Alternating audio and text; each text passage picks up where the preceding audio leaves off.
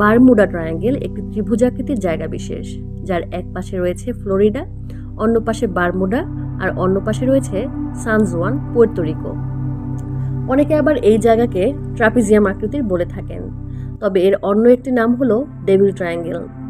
পৃথিবীর অন্য যত রহস্য ঘেরা স্থান আছে তার থেকেও এই জায়গাকে গুরুত্ব দেবার মূল কারণ হলো ভয়াল পরিবেশে নৌযান ও আকাশযানের বহু যাত্রীর অকাল প্রাণহানি। সেখানে আজ পর্যন্ত শতাধিক জাহাজ ও বিমান উধাও হয়ে গিয়েছে এবং প্রাণ হারিয়েছেন হাজার খানেক মানুষ।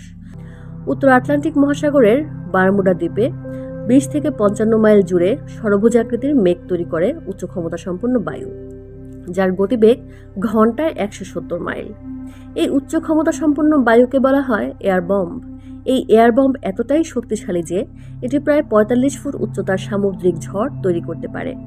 কোনো জাহাজ এই ঝড়ে টিকতে পারা সম্ভব নয়।